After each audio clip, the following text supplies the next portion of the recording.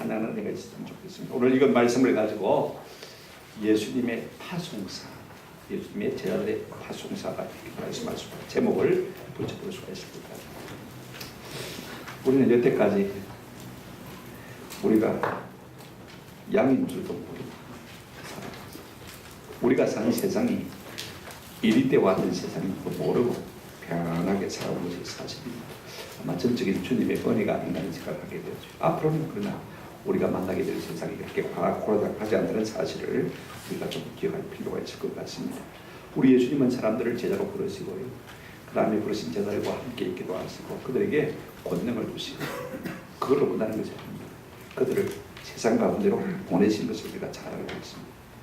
여러분, 세상은 강한데 제자들은 다 부족하고 하나같이 연약한 사람들입니다. 그럼에도 불구하고 우리 예수님은 제자들을 이리때 같은 세상으로 보내시고 계신 것을 볼 수가 있습니다. 그 주님의 마음은 애달프고 안타깝게 짝이었죠. 왜 그렇습니까? 마치 하나밖에 없는 위아들을 보내보는 어머니의 심정과 똑같은 것입니다. 그러면 안 보내면 될 것 아닌가, 우리가 그렇게 생각할 수 있습니다만은요, 그러나 그렇지 않습니다. 여러분, 우리 예수님이 우리 가운데 오시지 않았다면 그게 구원이 없는 것처럼요, 우리가 이 세상에 가지 않냐면 세상 사람들에게 구원이 없기 때문에 우리가 꼭 가야만 하는 것입니다. 지금 예수님께서는 이리 때 같은 세상으로 제자를 보내시면서 한 말씀, 즉 파송사를 하고 계신 것을 볼 수가 있습니다. 두 번째 파송사라고 말할 수 있죠. 우리 예수님의 이 파송사를 통해서 세상이 어떠한지, 또 그 속에서 들어가 살아야 할 제자들이 어떻게 살아야 할지, 또 우리 예수님께서 그들에게 어떤 위로와 약속을 주고 계신지를 좀 살펴보았으면 좋겠습니다. 오늘 우리가 이 본문 속에서요, 예수님이 오시는 세상관, 그 다음에 예수님이 원하시는 제자관, 그죠? 그 다음에 그들에게 주신 하나님의 위로와 약속이 무엇인지를 우리가 살펴볼 수가 있습니다. 우리가 진짜 제자라면 다 세상 가운데 들어가 살아야 될 사람들 아닙니까? 그죠? 오늘 이 말씀을 귀담아 잘 듣는 은혜가 있기를 주 이름으로 축원하고 우리가 그렇게 좀 세상 가운데 살아갔으면 참 좋겠다 싶어요. 첫째로, 여러분, 예수님이 오시는 세상은 어떤 세상입니까? 지금 예수님은 제자들을 세상 속으로 보내시면서 뭐라고 말씀하고 계십니까? 16절에 보시면 이렇게 말씀하십니다. 보라, 내가 너희를 보냄이 양을 이리 때 가운데로 보내는 바 같도다. 지금 제자들을 세상으로 보내지는 예수님의 마음은 안타까워하듯이 한숨을 쉬듯이 보라라고 탄식하고 있는 것을 볼 수가 있습니다. 애타는 마음이죠. 왜 그렇습니까? 여러분, 제자들이 나가야 할 세상은 호락호락한 세상이 아닙니다. 어떤 세상입니까? 이리 때와 같은 세상 때문에 그렇습니다. 제자들은 어떤 존재입니까? 마치 한 마리의 어린 양과 같은 것입니다. 상상해 보십시오. 어린 양을 이리 때 속으로 보낸다는 것은요, 객단고 편치 못한 마음인 것입니다. 마치 도덕적인 인간을 비도덕 사회로 집어넣으시는 것은 조금 더 다를 바가 없지.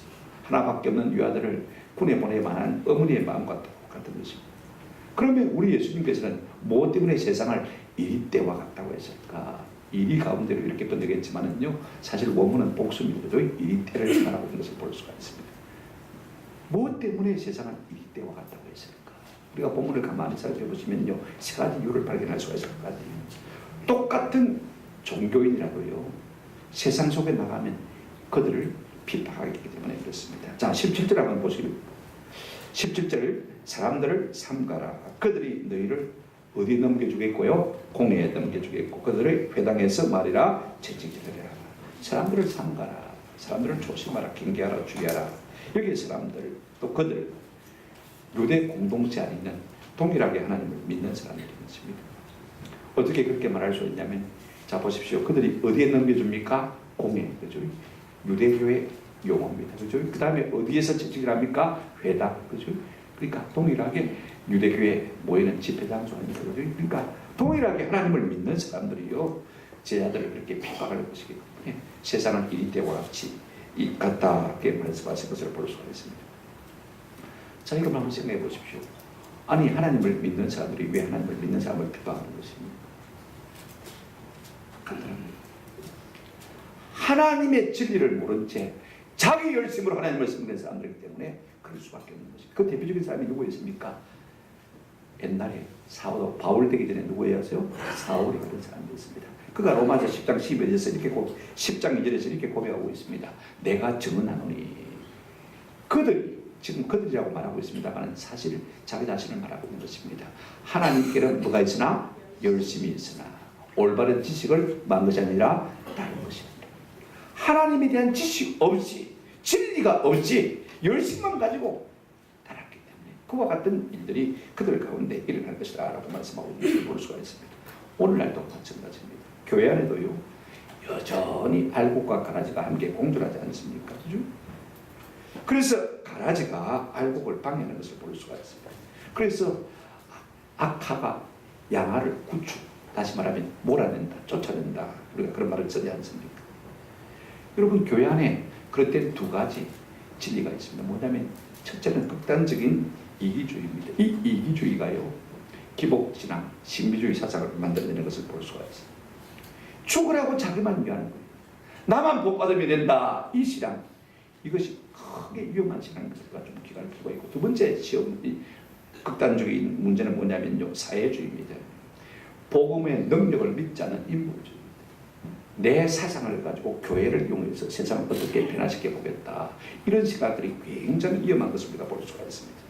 여러분 진짜 교회를 비판하는 사람들은요 교회 밖에 있는 사람에게보다는 오히려 교회 안에 있는 사람 어중간하게 믿는 사람들 사이비 기독교, 유사 기독교 그죠?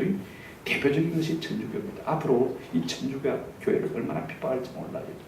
우리가 언론에 보면요 기독교를 천주교라고 그러고 천주교를 기독교라고 그러고요. 그 다음에 우리 교회를 갖다가 개신교라고 이렇게 자꾸 표현하는 것을 볼 수가 있습니다. 여러분 이것도 참 우리가 조심해야 해요. 제가 조선일보 이한수 기자에게 자꾸 연락을 합니다만 절대로 고치려고 합니다. 아무튼 합시다. 우리가 기독교고 저들은 천주교입니다. 그래서 분에 가면 기천부로 그죠? 기독교 천주교 분이죠. 그러니까 다 음모가 있는 것입니다. 왜 세상을 이리 때와 같다고 말씀하십니다. 두 번째는요.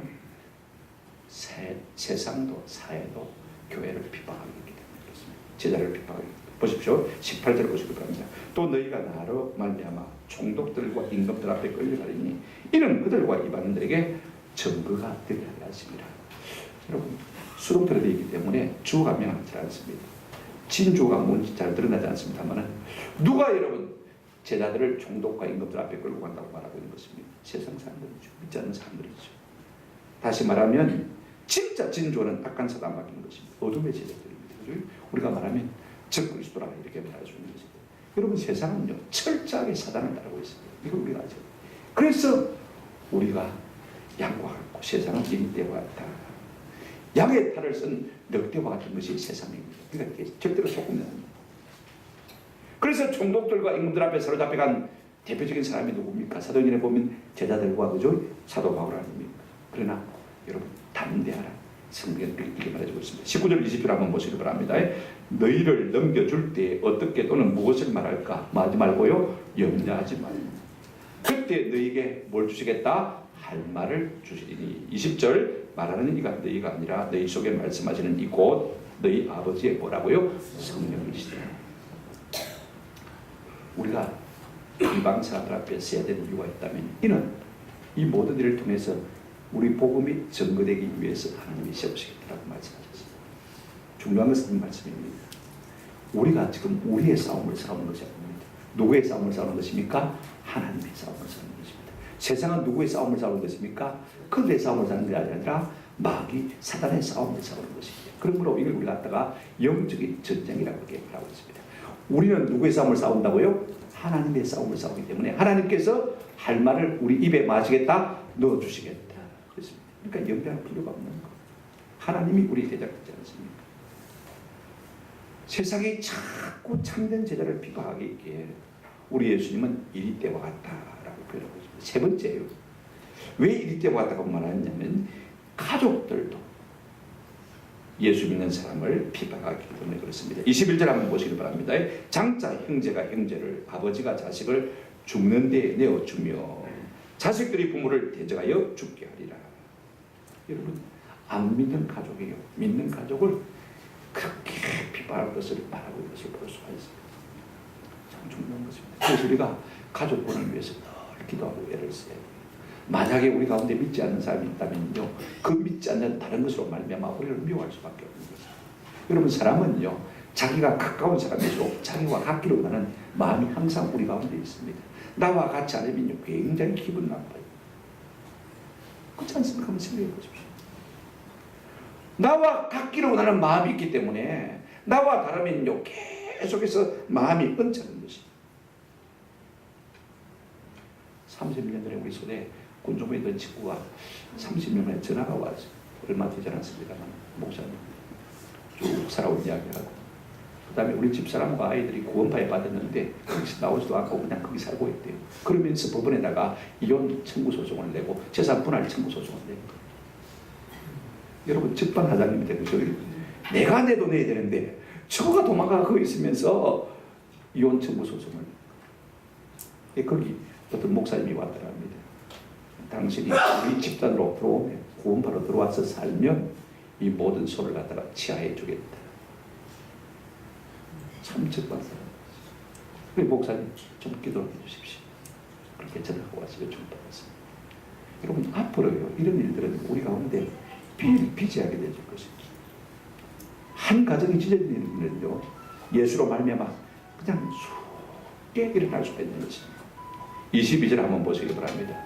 또 너희가 내 이름으로 말미암아 모든 사람에게 계속해서 미움을 받을 것이다. 군사형으로 되어 있기 때문에 계속해서 미움을 받게 될 것입니다.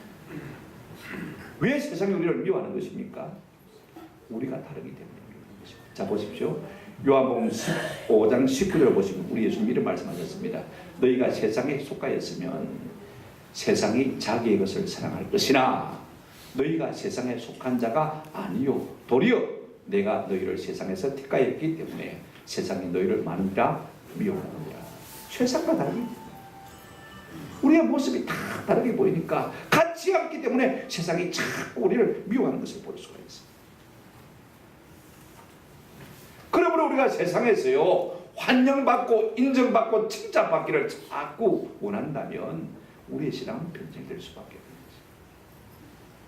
두 번째로 우리 예수님 뭐라고 말씀하고 계십니까?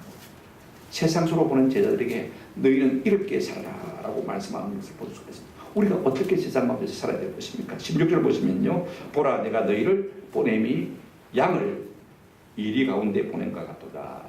병행구절이 누가복음 10장 3절에 나옵니다만 이렇게 말씀하고 있습니다. 갈지어다 내가 너희를 보냄이 어린 양을 어디 가운데로요? 이리 가운데로 보낸 것 같도다. 여기 양이라는 것은 마태복음의 프로바타라는 말, 이것은 보통 양을 말하는 거죠. 그런데 누가복음에 보면 어떤 양이라고 했습니까? 어린 양, 아르엘이라 이렇게 말하고 있는 것을 볼 수가 있습니다. 여러분 생각해 보십시오. 그냥 양도 일대 같은 소굴에 들어가서 살 수 있겠습니까? 그죠? 그런데 어떤 양을 보낸다고 했습니까? 아르엘, 어린 양을 보낸다고 말씀하고 있는 것을 볼 수가 있습니다. 여러분, 양이 어떤 존재인지 우리가 잘 알지 않습니까? 무슨 뿔이 있습니까? 이빨이 날고 있습니까? 다리가 빠릅니까? 눈이 맑습니까?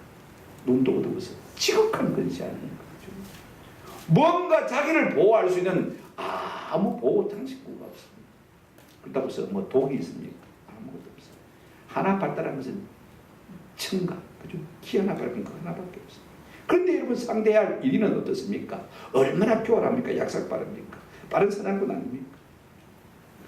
그런 걸 알면서 우리 예수님께서 그들 가운데 보내시면서 뭐라고 말씀하고 있습니까?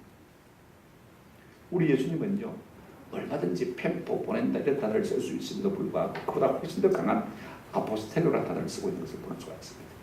그것도 에고라는 말을 강조해서 내가 보낸다. 내가 보낸다. 책임지겠다는 것입니다. 하늘과 땅의 모든 것을 가지신 우리 주님께서 이 약한 제자들을 이때 가운데 보내시면서 내가 책임질 테니까 가라 말씀하고 있는 것을 볼 수가 있습니다. 그러시면서 우리에게 세 가지 당부를 하고 있는 것을 보입니다. 자, 보실까요? 보라 내가 너희를 보내미 무엇을요? 양을 이리떼 가운데 보낸 것 같다. 이 말씀은 무슨 말씀이냐면 이런 말씀입니다. 너희는 양이니 끝까지 양으로 살아라, 그 말씀인 것입니다. 자, 여러분, 양들이 만나야 할 세상은 뭐가 같다고 했습니까? 이리떼와 같다고 했습니다. 참 중요한 이야기입니다.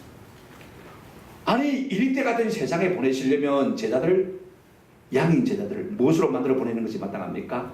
사자처럼 만들어서 보내야 이리대로 이길 거 아닙니까? 그죠? 그런데 계속해서 우리 주님께서는 양이니 양으로 가라 라고 말씀하신 것을 볼 수가 있습니다. 양이니까 네가 끝까지 양으로 살아라. 끝까지 견딘다는 말이 무슨 말입니까? 끝까지 양이 되라 그 말씀인 것입니다. 여러분 처음에는 양으로 출발했다가 거친 세상을 만나면서 점점 고양이가 되어지고 점점 이리가 되어지고 사자가 되어진다면 이건 변들입니다. 둔갑을 하는 것이 되어지는 것입니다. 여러분 생각해 보십시오. 고양이 같은 세상을 만나니까 고양이가 되어지고 곰 같은 세상을 만나니까 곰이 되어지고 사자 같은 세상을 만나니까 사자같이 되어진단 말입니다. 자꾸 우리가 변질되어지는 것을 볼 수가 있습니다. 그러나 여러분 우리 예수님 우리에게 부탁하신 것이 무엇입니까? 너희는 양이니 세상이 어떠하든 간에 그 세상 속에서 처음부터 끝까지 무엇으로 살아라? 양으로 살아라. 여러분 양은 무엇으로 삽니까? 조금 전에 제가 언급을 했습니다만 한번 따라합시다. 양은 귀로 듣고 삽니다. 귀로 듣고 사는 것입니다. 성경에서 듣는다는 말은요 단순히 듣는다는 것을 말하지 않습니다. 한번 따라합시다. 그대로 사는 순종을 말합니다. 다시 말하면 너희는 양이니 듣고 잘 순종하며 살아라. 그 말씀인 것입니다. 두 번째 세상을 보내시면서 이 제자들에게 뭐라고 말씀하고 있습니까? 뱀처럼 말아 지혜로워라. 여러분 성경에 그렇게 말하고 있지 않습니까? 오늘 본문 한번 보시기 바랍니다. 16절 하반절에 보면 그러므로 너희는 뭐같이 지혜롭고요? 뱀같이 지혜롭고. 저는 성경에서 이 말씀이 제일 마음에 걸려요. 왜냐하면 제가 개인적으로 뱀을 제일 싫어하기 때문에 그렇습니다. 뱀처럼 지혜로워. 참 다른 걸 좀 비유했으면 더 좋았을 텐데 그런 생각이 참 많이 들어요. 지금은 뱀을 볼 일이 별 없습니다만요. 제가 어릴 때는 매일 봅니다. 녹상 속구를 비워야 되니까 눈두렁이 엎드리면 뭐가 있습니까? 뱀이 있습니다. 징그럽죠. 그냥 풀베기 싫습니다. 그러나 이것이 무엇을 의미하는 것입니까? 비록 악하게 보이는 것이 할지라도 심지어는 뱀이라 할지라도 그것으로부터 뭘 배워라? 지혜를 배워라. 그 말씀인 것입니다. 여러분 뱀은요 그냥 일자 막히기 같은 짐승입니다. 그렇다고 해서 발이 있는 것도 아니고 날개가 있는 것도 아니고 그런데 그 열악한 몸을 가지고 험한 계곡이나 산이나 강이나 어디든지 가리지 않고 안 가는 곳이 없다는 것이 뭡니까? 뱀입니다. 심지어는요 헤엄도 잘 칩니다. 헤엄도 잘 쳐. 심지어는 나무도 잘 올라갑니다. 맞습니까? 그리고 얼마나 잽싸고 마른지 모릅니다. 여러분 뱀을 탁 잡으면요 마당에 던져버려야지 풀밭에 던져버리면요 잽싸게 도망갑니다. 풀 위에서 잔디 위에서는 얼마나 빠른지 몰라요. 얼마나 빠른지 몰라요. 여러분 우리가 뱀을 보고도 자꾸 내가 무엇이 있다 부족하다 그러지 않는 것입니다. 지혜를 배우는 것입니다. 환경을 탓하지 말고 내 재능을 탓하지 말고 그죠? 그 어두운 세상 가운데서도 악한 세상 가운데서도 어떻게 살아갈지를 깨달으라는 말씀이었습니다. 우리가 사명을 감당함에 있어서 뱀처럼 지혜로우실 것을 우리 주님에게 권고하는 것을 볼 수가 있습니다. 세 번째가 무엇입니까? 자 16절을 다시 한번 보시기 바랍니다. 그러므로 너희는 뭐같이 지혜롭고요? 뱀같이 지혜롭고 세 번째 뭐라고 했습니까? 비둘기같이 순결하라 라고 말씀하고 있습니다. 여러분 비둘기 하면 생각나는 이야기가 있습니다. 노홍수 때 말입니다. 이제 비가 그치고 물이 조금씩 가마에 질것 때입니다. 노아가요 방주에서 비둘기하고 또 까마귀를 내보내는 것을 볼 수가 있습니다. 그래서 물이 가마의 여부를 알려고 하는데 말입니다. 까마귀를 내보냈더니 옵니까 안 옵니까? 안 돌아옵니다. 물에 둥둥 뜨다면 시체 뜯어먹느라고요. 거기 주저앉아가지고 아예 방주로 돌아올 생각도 하지 않습니다. 그런데 비둘기를 어떻게 합니까? 발 붙일 곳을 찾지 못하고 그죠? 그래서 다시 방주로 돌아오는 모습을 볼 수가 있습니다. 여러분 비둘기는요 굶어 죽어도 먹어서는 안 될 것을 절대로 먹지 않습니다. 그러니까 비둘기는 순결해서 제물로 쓰임을 받는 것을 볼 수가 있습니다. 여러분 결국 누가 쓰임 받느냐 한번 합시다. 깨끗한 사람이 쓰임 받습니다. 그래서 순결이 능력, 퓨리티이죠, 파워, 그죠? 진짜 성도의 능력은 어디서 나오냐? 내가 깨끗한 데서 나오는 것입니다. 여러분 어떤 여자가 아름다운 여자입니까? 순결한 여인이 아름다운 여자인 것을 우리가 잘 알고 있지 않습니까? 오늘 우리가 어린 양과 같은 제자들을 이리때와 같은 세상으로 보내시는 우리 예수님의 심정을 좀 알 필요가 있습니다. 그러면 우리 예수님 우리에게 뭐라고 말씀하고 계십니까? 끝까지 약으로 순종하며 살아라. 이 세상 가운데서 뱀처럼 좀 지혜로워. 그 다음에 비둘기같이 말하고요. 순결해라. 그래서 견디고 승리하고 살아남아서 하나님의 영광을 드릴 것을 당부하고 있는 것을 볼 수가 있습니다. 저는 이 험한 세상 살면서 우리 모두에게도 이 같은 은혜가 있기를 주님의 이름으로 축원합니다. 끝까지 양으로 살고 순종하며 살고 뱀처럼 제 옆에 살고 그죠? 비둘기처럼 순결하게 사는 은혜가 있기를 축원합니다. 세 번째로 우리 이와 같은 제사를 행하신 예수님의 위로와 약속이 무엇인지를 좀 살펴보십시다. 22절 23절 한번 보실까요? 또 너희가 내 이름으로 말미암아 모든 사람에게 뭘 받을 것이나 미움을 받을 것이라. 끝까지 견디는 자는 뭘 얻으리라? 구원을 얻으리라. 23절 이 동네에서 너희를 박해하거든 저 동네로 말아 피하라. 내가 진실로 너희에게 이르노니 이스라엘의 모든 동네를 다 다니지 못하여서 누가 오리라? 인자가 오리라. 여러분, 예수님은 제 아들이 세상 살면서 사랑받기보다는 뭘 받을 것이라고 했습니까? 미움을 받을 것이다. 한두 번 받고 끝나는 것이 아닙니다. 분상이니까 계속해서 미움을 받습니다. 왜 미움을 받냐면요, 절대로 제자는 저들과 같지 않기 때문에 미움을 받을 수밖에 없는 것입니다. 우리 속에서 한 사람이 다른 사람이 있으면요, 미움받지 않습니까? 그죠? 교회 안에도 마찬가지거든요. 그러니까 세상과 다르기 때문에 본질적으로 다르기 때문에 미움을 받을 수밖에 없는 것입니다. 그런 제자들을 세상 가운데로 보내시면서 우리 주님께서 위로와 약속을 어떻게 주고 있습니까? 오늘 본문을 보시기 바랍니다. 한번 따라하십시다. 끝까지 견디는 자는 구원을 받습니다. 이게 끝까지는 내 생명 끝날 때까지 아니면 우리 주님 다시 오실 때까지 그때를 의미하는 것 아닙니까? 견디는 것은 참는 것, 인내를 말하는 것을 볼 수가 있습니다. 여러분, 그 견딤, 그 참음, 그 인내 대표적인 분이 누구십니까? 예수님입니다. 여기에 참는다, 견딘다, 인내한다, 히포메네라 말인데요, 밑바닥에 산다는 뜻을 가지고 있습니다. 대표적인 분이 누구냐면 예수님. 우리가 히브리서 12장 2절 3절에 보면 믿음의 주요 또 온전케 하시는 예수를 바라보자.